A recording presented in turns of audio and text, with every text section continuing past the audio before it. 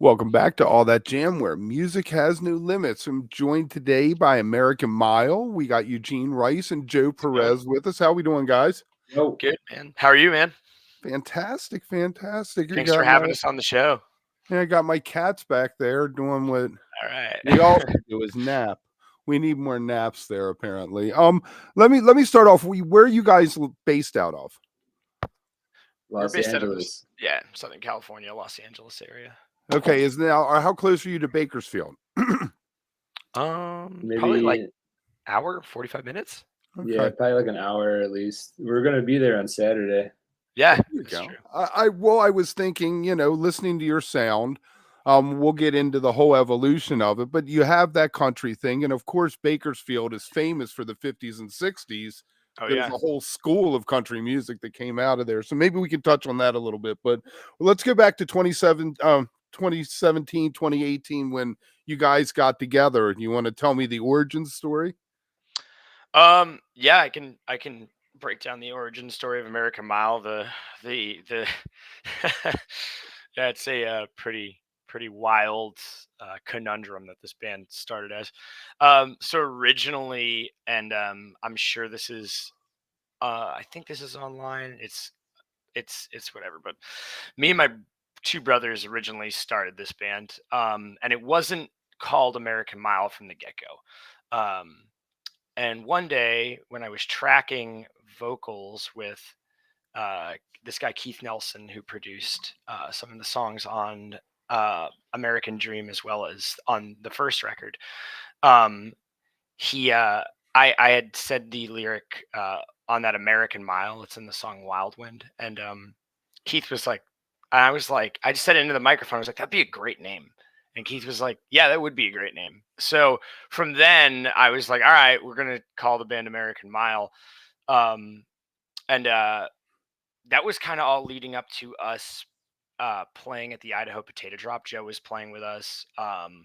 It was um, man, it was pretty wild turn of events. I mean, the band basically imploded, uh, as brother bands tend to do. The Kinks, Oasis, we Yeah, got them yeah, all. and there was no keeping it together. It just like totally was like, bah! And I was like, oh no, what do I do? And then I hit up Joe and was like, well, I worked with some other people through that time, kind of leading up to the first record, and I kind of just like it was like touch and go. I was working with a bunch of different musicians through that, um, and it kind of was sink or swim. Like, do I want to keep doing this? I remember talking to Keith. I was sitting in the car and I was like, do I want to do this? Like, do I really want to dedicate the next X amount of years to building this project up by myself? Or do I just say, all right, it was a good run, call it? Like, that's unfortunately, like I tell a lot of kids that want to play music, like that happens more than you'd think, where you're Mhm. like, you kind of just got to buckle down and make it happen, or it's not going to happen. Try and try again.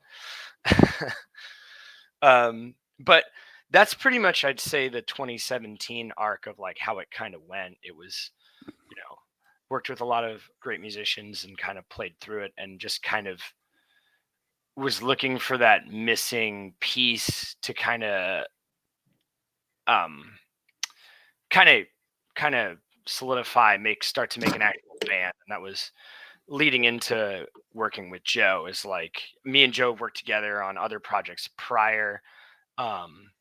We've always kind of Yeah, musically gotten along pretty well. So same kind of vibes. We like the same kind of stuff. And yeah. Joe kind of joining the band kind of solidified it as like, okay, like American Miles, me and Joe Perez. And then it was, all right, now let's search for the next, Yeah. the next X amount of years to find the other two guys that we need to make this like an actual band and not just a duo. At least that's how I look at Right. the art. No. Mm.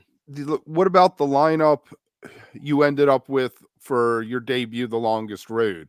That's Oh, the two of you, and then It was that different people on each track, or did you have two people that you had brought in for that time period? I actually played pretty much everything on The Longest Road. Okay. I had Bruce Whitkin played bass on a lot of it, and Dan Knight played drums on a lot of it, and my brother Ryan played a couple drum tracks through it. Okay. But that first record really, that was like right when the band imploded. Okay. And I had 3 songs already recorded with Keith. Me and my brothers were working with Keith Nelson at that point, pretty like he was like going to work with us, like gonna manage us. Kind of this whole thing was like, hey, we're gonna make this work. And like literally, my younger brother went from we got back from the Idaho Potato Drop, and it was like we just played to like 60,000 people. Joe was there. It was crazy. It was like people as far as you could see. We did like this, we did like this or this TV interview with national TV news stuff. And my brother went from Friday calling the EP a masterpiece to Sunday quitting the band. And I was like, what the hell is going on? So I kind of just threw that record together because I was like, well, I have all these songs. It's like, do I just like what do I do? I'm just gonna throw a record together and put these songs in it and like throw it out. And I was like, whatever, just throw this record out. And then obviously we know what came after the record release, which was, I remember when you called me, you're like, I'm just gonna put this record out. yeah. And you were like, I'm gonna put this record out, and Ryan quit. And I was like, Yeah. yeah, do it. What do you like? What do you do? You're like, all right, well, like, I guess I have nothing better to do. It's like, am I just gonna lock it away in the vault and like never release Yeah. it? Which some No, people do, Yeah, I've seen that happen a lot. Yeah, I'd rather just throw it out into the world Yeah. and see what happens. What was this released pre-lockdown or post-lockdown? This was done pre-lockdown, but yeah, it's so crazy too. I went on vacation, right? Yeah, all right. You know what? So this is funny too. I played a NASCAR show right before lockdown, and I'm in Mexico, like hanging out on the beach fishing. The band just got picked up by the booking agency that I've been working to get picked up by. And I was like, this is awesome. I just got picked up by the booking agency. I'm going to drop this new record. This is going to be so great. I'm just sitting there fishing like, oh, it's amazing. Like, I'm with my buddies, got this like crazy house on the coast of Mexico, like cliffside thing. And I'm like, this couldn't be better. I have I have a quad, and I can just drive around town, and like they have like a tequila place like right down the street. It's like fantastic. You go to the beach, get tequila, fish. It's like a paradise. What could go wrong? I'm sitting on the beach fishing, and I'm like, oh man, I catch like this great fish. I come back home. I like it's like bonito season, so they're just like piling out of the water, and I go back to his house, and they're all like glued to the television, and I'm like, what's going on? Like, all right, like everyone looks pretty tense. Something crazy must be happening. And I've got like a fish in one hand. Check out my Yeah, I fish. take out this fish, and they're all like, dude, we gotta leave Mexico like today. And we're like, what are you talking about? You gotta leave Mexico today, dude. We are still here for like 4 more days. And they're like, dude, if we don't leave Mexico today, then they're not gonna let us back into America. And I'm like, what's going on? You're staying in Mexico at that point. No, I should have stayed in Mexico the whole time is really the moral of that story, because it was a paradise. But dude, I would have been on the beach fishing every day for like a year. But I still have no idea what's going on. Also, no one has told me that there's like a virus going around that's like closing down borders. I'm like in my ignorance, like, well, why? Like, what's happening? Is there like some, like something crazy has to be going on? Anyways, go from like this paradise vacation, knowing I have a booking agency when I get home, to complete lockdown. Music is done. Like no one's allowed Yeah. to see anybody. Like I'm No like, oh no, shows, everything. nothing. I was like booking shows in Mexico. I set up like this this show with like these guys that my buddy Keith was like producing at the time. And I was like, we get back, we'll do a show, I'll do the record release, all the stuff. And then it was like bam, like wall, hit the wall, nothing's happening. And yeah, dude, then I spent, man, I mean, we all know it. We spent how many it was so much time. It just felt we did. I mean, and a lot happened. A lot of funny enough, with all that spare time of not working and doing stuff, it's like gave that opportunity to like just be creative. It was kind of it was crazy in a sense of like because there was no like work. I think like that was a really good time for writing music with at least for me and Joe. We were like hang out every day. I'd walk across the street and he had a little Yeah. studio set up. I You could tell. put together a little demo situation, and Eugene was living across the street, and we would just write music, and that was pretty much it. I wasn't like really in the band; we were just writing. Yeah, we were just writing. I hear that from so many musicians. People are like, I practice more than I ever had. Yeah. I started giving lessons online, so I had to refine my skills and relearn stuff and the songwriting. I mean, so many great albums. A lot of great stuff came out. Yeah. Yeah, I sat and play. I learned. I mean, not well, but I learned how to play piano during COVID because I was like, I've got nothing to do. I should learn piano because I'm a singer. Like this is probably a good thing to do because it's just easier. I mean, it's it's such a vocal instrument, really. I started a couple YouTube channels. There you go.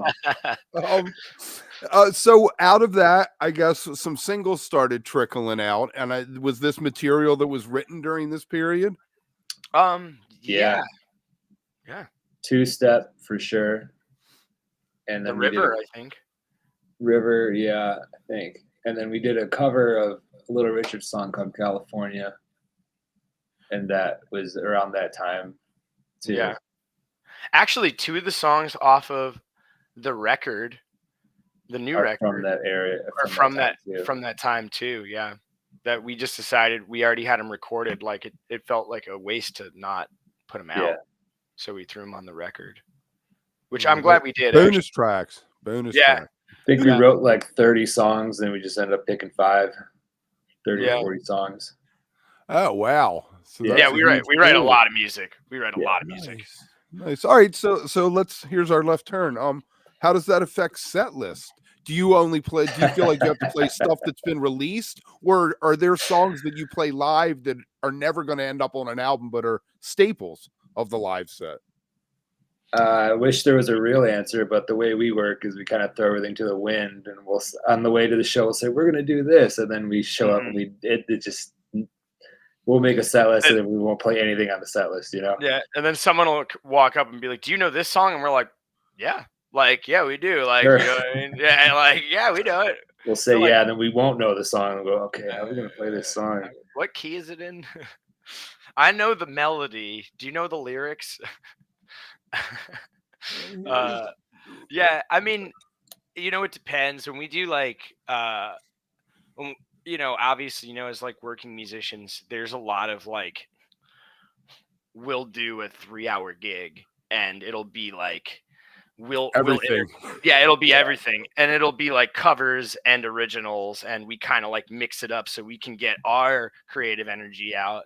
And the nice thing is like when you do a bunch of covers in a row and then you hit them with like a new song they've never heard, but you see people like singing along to it and you're like, you don't know this song, but you are singing to it, and that makes me feel like that's all right, like that's good. It's a good way to test material. Yeah, we've definitely been testing material in that regard, which has been nice.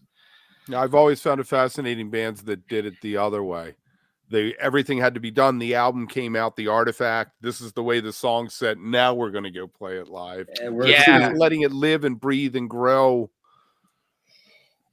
Yeah, we're kind of a wild bunch, so Yeah, we're doing it like the old, Beatles Stones thing, man, where you put like 10,000 hours into playing covers and going around, and then you're like, all right, man, now we're gonna put a record out, like, see what people think about it. And I honestly, I think learning all those songs from all those great artists really helps you craft a great song, like, because you learn the intricacies of like what makes that song a great song. It's Yeah, it's four chords, but there's like things in there that you don't necessarily hear until you play it over and over and over again. It's been interesting to me to see what people connect to. It's always something that I would think they wouldn't connect with at all. It's always like the opposite. Like, oh, they're gonna love this, and it's like just silence. They don't care. And then you do you do something, and you're like, Glass is oh, clinking baby. in the back. Yeah, exactly. And then so finding out what they hang on to has been new and cool for me.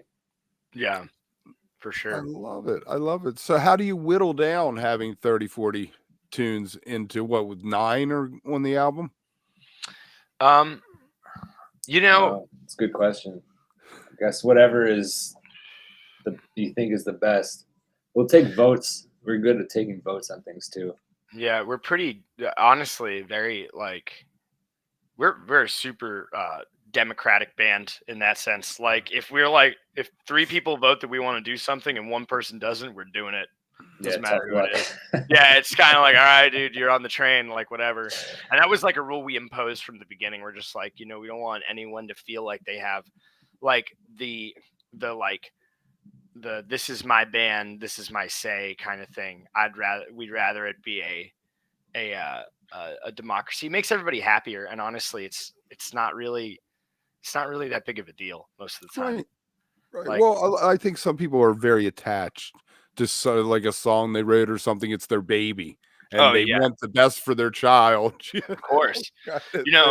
Actually, I kind of had that problem when I first started working with songwriters, and then like after I worked with Keith, one of his big things was like, dude, no one's trying to make your song bad. If you trust them as a songwriter and they're in the room with you, they're probably hearing something that you just don't hear. And if you listen back to it a couple times over, you'll probably realize why they changed it. Or you might even be like, wow, this is a lot better than what the original song, was. Like that, and it took me a really long time to learn that. I think a lot of young writers don't realize that. They think that it is their baby and there is no changing it. And it's like, honestly, there are a lot of times where you could change a verse here or change, add a chord, something you wouldn't really think of because it's not, it's not the original inception of the music. I always told people, I used to run poetry workshops, and I tell people, cut off the first 5 lines you wrote because that's just you getting to where you're beginning to tell your story. And I also told them, cut 50%. Just cut it in half and write 50% more, and then cut that in half. And eventually you're going to end up with the best 20, 40 lines. Mm-hmm. That's good advice. It is good advice. Yeah.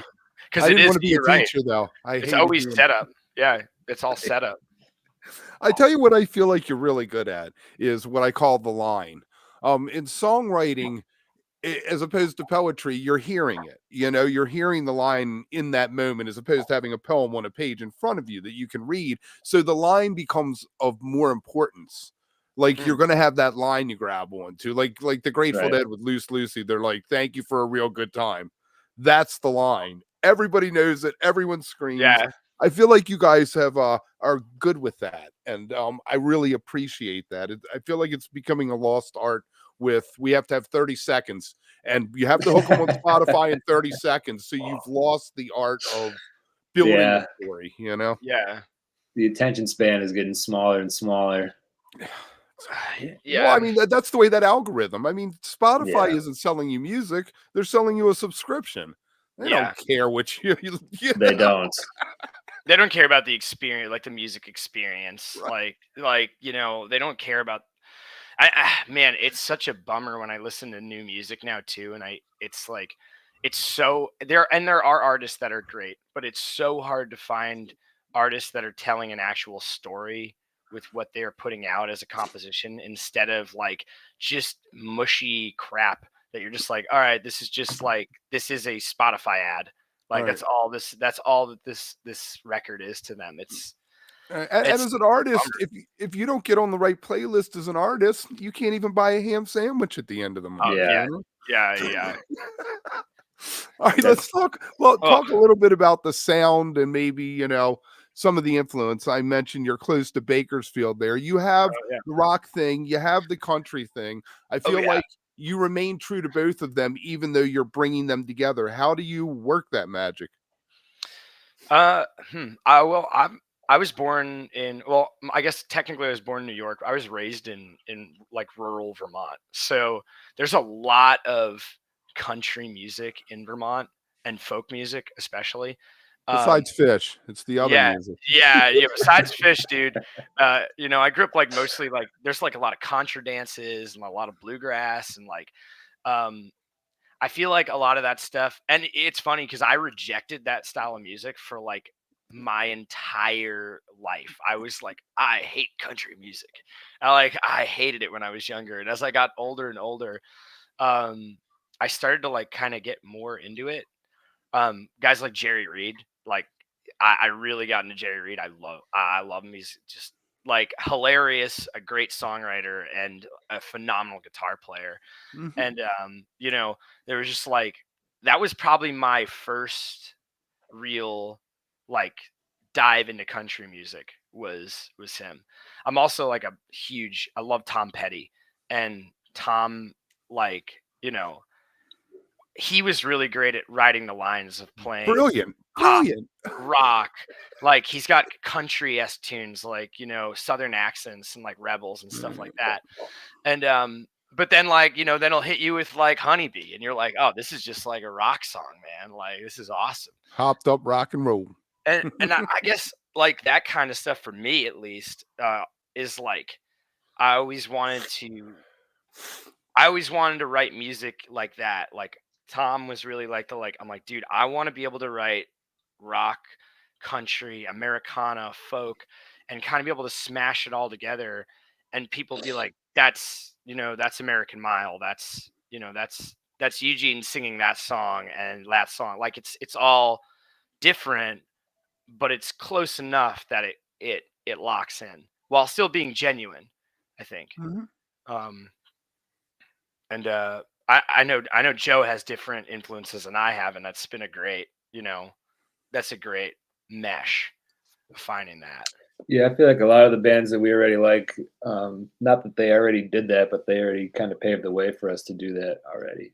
Like, Yeah. Zeppelin will go super heavy, then they'll go acoustic, or Aerosmith has like, great shuffles, and then they'll do ballads, or the Crows will get super southern, and then they'll go acoustic too. And the Rolling Stones, they sound like a country band sometimes as well. We always Yeah, say this is the greatest country band out of England, and then we play always a sense. Stone song, So we Dead just draw, Flowers? What do you play? Dead yeah, Flowers? Dead Flowers, Let It Bleed, Yeah. Country Tonk. I think is what Honky Tonk. They got a Honky different Tonk, Always a version called parking Country space. Tonk. What's that line in yeah. Let It Bleed about the parking Uh, spot? Yeah, There'll always be a space in my parking lot if you need a little Coke and sympathy. Love it. Love it. That's Coca-Cola, ladies and gentlemen. Yeah. You see the Black Crowes just announced today they're playing Telluride Brews and Blues. yeah, That's They're cool. headlining it in very fitting September. for them. That it is Yeah. very fitting for the It's interesting. There's brothers. God help them. dude. Only And the took them like stories, 30 years. the story behind those brothers is hilarious. You're like, oh, they used to just fight and fight and fight. I love it. But yeah, you're absolutely right. Some of it has been paved, but I feel like you Yeah, bring maybe a more modern sensibility to it. Would that be yeah, fair? I would agree with that. Yeah, especially with this new record, we tried to add a little bit more of a modern twist to the record, and just like really, how do we grasp a younger audience or Mhm. the pop audience without losing the stuff that makes Yeah, us love music? How do you do yeah, that? that kind of Writing that line. comes from what I was saying earlier. Just seeing what people latch on to, not me saying, "Oh, this is what they'll like." It's them showing us what they like and being like, "Oh, they like that. Well, then we can incorporate that into this song and see how that goes." And then we test that out with them. And we're like, "Oh, they love this. Like, this is great.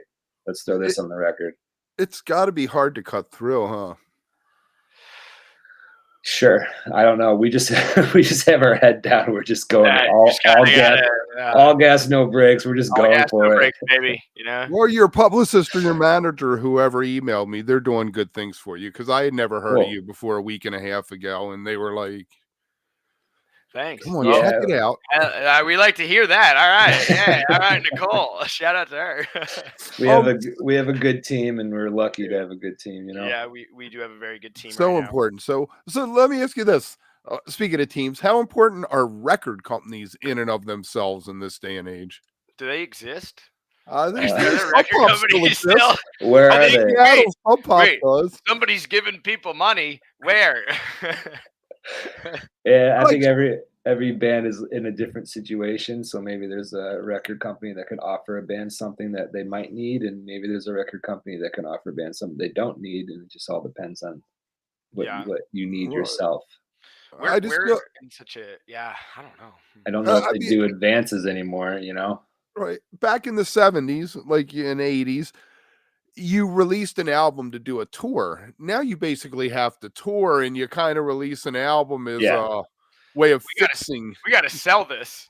We got to sell this on the road to make some money for this tour. Yeah, the way the streaming is lined up and everything, we make our money by staying on the road and playing long hours every night.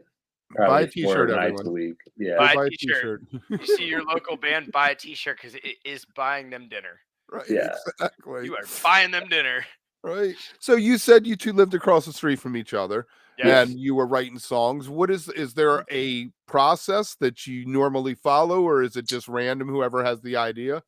More random, I would say. What do you think, Huge?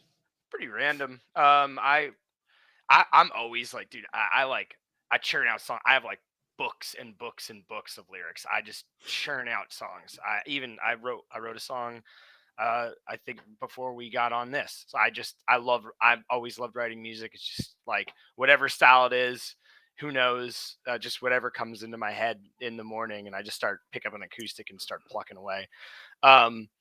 And I've always felt like also that's the only way you get better at something is just by get in It's like there, a muscle. hammer away, hammer away, hammer away. Yeah, well, chip, you chip, said earlier about learning all the covers. Yeah. In order to transcend something, you have to learn it inside out. In order Yeah. to write a great song, I mean, you write 100 songs. I forget who said this, but he said, "I write 100 songs, maybe one of them Yeah. ends up being something that is worth. I feel is worth a larger Well, audience." And you know what? And I guess this is I do have to shout out to a guy. There was a guy, Perry Margaloff, who told me to buy this book, The Tunesmith by Jimmy Webb.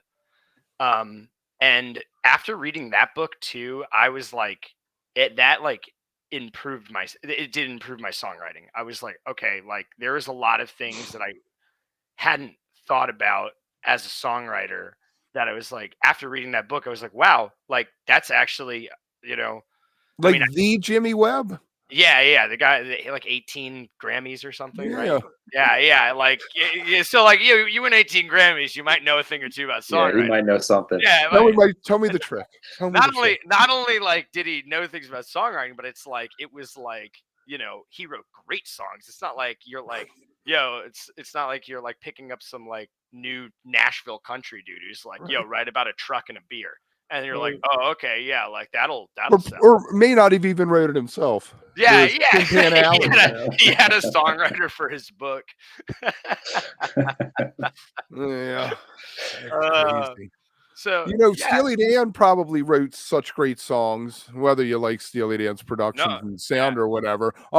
But they were a Brill Street songwriting team for years. They churned out all kinds of songs day in and day out. That's so many of those guys. I mean, like even the Cats and the Eagles, weren't they Joni Mitchell's band for like Linda Ronstadt. Linda Ronstadt, that's right. Yes. But they were just a band, like a I forgive her. I will forgive her for that.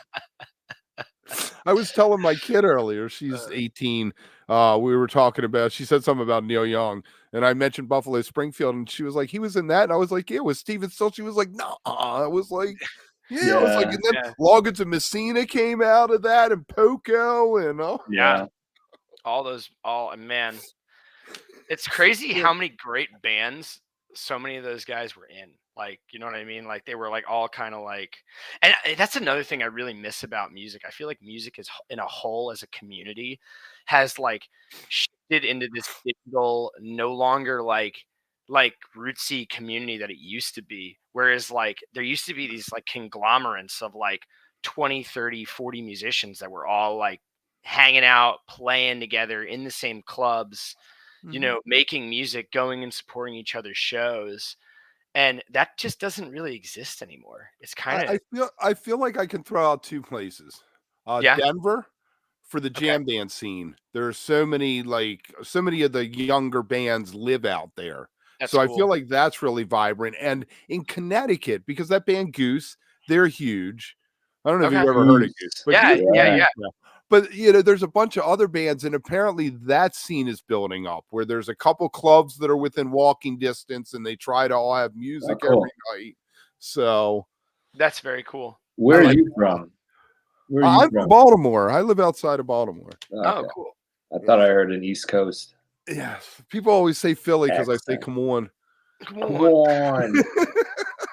Oh, you should get me around my New New York York. family. Oh God, my accent comes out so strong. Boom. It's hilarious. I love it. Yeah, Oh, both of my parents are from Brooklyn, so it's like when I start talking to him like this, it starts coming out, and I start talking like this the rest of the time. And then he'll I talk can't like lose that. it. He'll talk like that for like a month after that Yeah. too. Yes, Like deep he comes Then back. I'll be back, and it'll slowly lose my New York accent as I get back into the swing of things. oh, that's crazy. Yeah. We talked a little bit about set list. How do you guys approach the actual playing? Are things open to be expanded, or do you try to stick to what the basic structure? Sometimes we just jam. Like we'll get into a song and we'll be playing a certain part, and it'll just turn in. It can just turn into a jam. I mean, we love jam bands, so it's like, you know, big Allman Brother fans. Like it'll That is Southern rock. I mean, they're the it's Southern Yeah. rock, Brothers. and it's got that jam in it too. So yeah, every now and then we'll go on a tangent, and that'll just be, you know, 20 minutes of playing guitar and keyboard, whatever's going on stage, which is fun. I love that stuff. Yeah, there's no rules. No, nor should there be rules. There's sometimes like time restrictions that Right, we of course. try to follow as best as possible. Yeah. You probably approach a festival set different than a bar set. Yeah, totally. Well, you know, one time we played this Born to Run event. We played for 5 hours. And at the 5 hour mark, the guy that was running the event came up to us and he's like, "You have to stop." And we're like, "What are you talking about?" He's like, "You've been playing for 5 hours." Like Yeah, everyone was still dancing, so we were just playing. We just like, all right. We were contracted for 2 hours and we just kept everyone was just jamming. So we just kept going and the crowd was still there. So we just kept it was outside. We were like, we're just whatever, you know. And This yeah, guy's but then panicking. Here. That the cops yeah, are he gonna show up. literally got- was like having a panic attack. He was They just like, gave you us- have to so- stop now. Why? So they gave out these belt buckles for people who did 100-mile run that day, or like over the course of that weekend. And because we played so long, they gave us these honorary 100-mile run belt buckles, which we thought it was hilarious. So like, dude, Those you are played for cool. 5 hours. That's your 100-mile run. We're like, all right, like we'll take it. So do you feel like you have are there fan favorites? Are there songs that you feel like you have to play? Yeah, usually we have a song called "Shake That Thing" off the first record that I had like made it a point we do a breakdown in it where we kind of do like a big like jam where we talk about how we're on the mothership. We take everybody to the mothership because you know you got to party. you got to dance, you got to get down, you got to stay groovy because that's the only way you stay healthy. I go out into the audience and I just dance with people with the wireless. Because I got the wireless. But now we all have wireless, so it's turned into like the whole band gets into Oh, the it's audience. ridiculous. I'm on the table, Desmond's Yeah. behind the bar. It's like Yeah. If you're at an American Mile concert, we will climb stuff. We will climb things. I saw the guy from Glenn Tilton. Is that his name, from Squeeze? At a bar I worked at.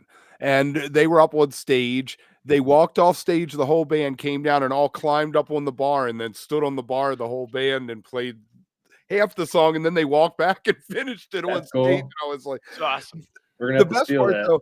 though, the next morning I go to open up the bar, clean it up, and they're sitting out front waiting for the bus to come pick them up or whatever. And I was like, you want to come in and have a soda or whatever? They came in, they played 4 songs for me. Glenn sat there, busted out his acoustic guitar and played Tempted for me and Muscles from the Shell. I was like, oh my God, I got a free concert. That's great. Greatest thing ever. You said you went wireless. So I diverged there. I digress. You guys all went wireless. Do you record? Do you have like a dedicated, do you record all your live shows or? We just recorded our last live show. We actually, we play this theater up in Sutter Creek, and they're awesome people. Byron and his wife, they're super, super sweet to us. And we had reached out to them asking if we could do our new record top to bottom. And we were going to bring in, we brought in 6 cameras and we did 32 mics from the board. Like me and Joe ran off 4 amps. And we recorded, we just recorded everything. That's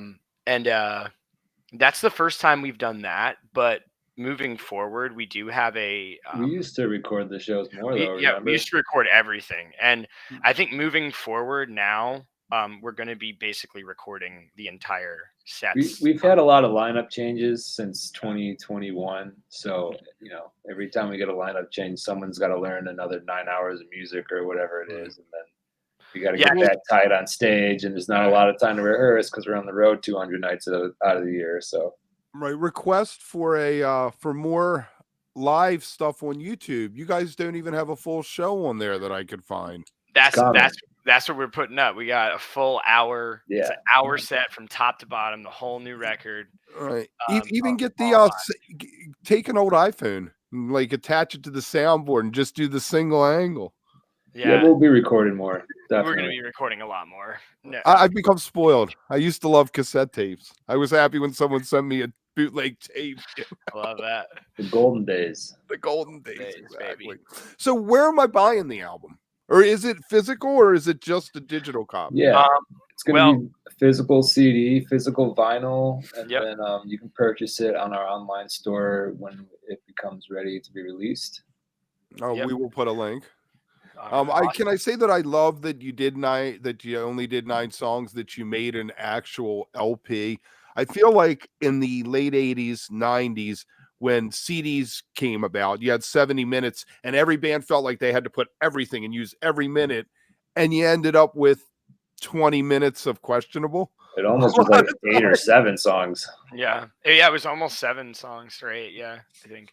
You used the 2 older ones. Is that what happened? One of them, we thought about cutting one of the older ones, and we decided to just leave it on. It fit the flow of the record, and we're like, you know what? It's cool. Fit the flow, worked out. So that's what we want. And you said Saturday you're playing live. Hey, puppy. That's my dog Zigzag. Oh, that's Zigzag. Where's Cowboy? He's probably resting in the chair, looking at the front door, waiting to bust someone. Zigzag. So you said you guys were playing next Saturday. Is that what you were saying? No, we're playing this Friday at Bullhead City, Arizona, and then we're playing Saturday in Bakersfield, California. Oh, right, Bakersfield. That's where they came up. Yep. And then beyond that, do you guys have other dates lined up? Any festivals you can talk about? All of our dates are on our website, AmericanMomMusic.com. And like I was saying earlier, we do 200 shows a year. So if you just pop on that website, you can always find someone. Always find somewhere, yeah. We're going out to Nashville, and Dallas, and we're going to be kind of all over this year. Going back up to Idaho and Washington. Yeah. Yeah, we're kind of all over the place this year. I think we do have a festival or two that we're going to be playing, but I can't remember. Oh, we're doing our record release in Goldfields, I believe, in June, right? Yeah, actually, June June 27th. 27th, my birthday. We're Yeah. doing my birthday at Goldfields, so there we go. It's going to be a record Out in release show. Roseville. Yeah. How is life on the road these days? I've seen a lot of bands stop touring, a Oh. lot of bands going on hiatus, which is a nice way of saying we're probably breaking up, but we don't want to commit to breaking up yet, you know. If you pace yourself, it's not bad. Yeah. You know, it's